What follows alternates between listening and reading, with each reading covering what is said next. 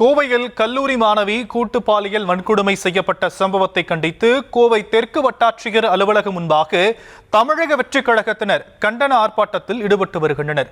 கூடுதல் விவரங்களை நம்முடைய செய்தியாளர் அருணிடம் கேட்கலாம். அருண், கள நிலவரம். வணக்கம். அதாவது கோவை விமான நிலையம் பின்புறம் இருக்கக்கூடிய இந்த காட்டு பகுதியில் கல்லூரி மாணவி பாலியல் வன்கொடுமை கூட்டு பாலியல் வன்கொடுமை செய்யப்பட்ட சம்பவம் என்பது மிகப்பெரிய ஒரு அதிர்வலையை ஏற்படுத்தியிருக்கக்கூடிய நிலையில பல்வேறு அரசியல் கட்சிகளும் இந்த சம்பவத்தை கண்டித்து ஆர்ப்பாட்டத்தில் ஈடுபட்டு வருகின்றனர். நேற்று மாலை இதே பகுதியில் பாஜக மகளிர் அணி ஆர்ப்பாட்டம் நடத்தினர். இந்த நிலையில காலையில அதிமுக மகளிர் அணி ஆர்ப்பாட்டம் நடைபெற்றது.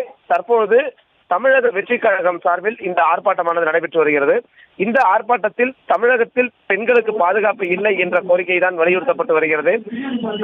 குறிப்பாக கோவை மாநகர், கோவை தெற்கு, கோவை வடக்கு என இந்த தமிழக வெற்றிக் கழகத்தினுடைய 4 மாவட்ட நிர்வாகிகள் என சுமார் ஒரு 500க்கும் மேற்பட்டோர் இந்த இடத்தில் திறந்திருக்கிறார்கள்.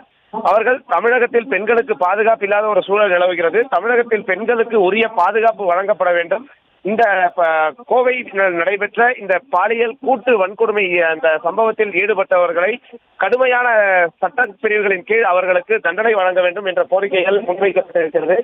சுமார் 1.5 மாதங்களுக்கு பிறகு கோவையில் தமிழக வெற்றிக் கழகத்தினர் ஒன்று திரண்டு இந்த ஆர்ப்பாட்டத்தில் ஈடுபட்டு வருவது குறிப்பிடத்தக்க விஷயம். விரிவான விவரங்களுக்கு நன்றி அருண்.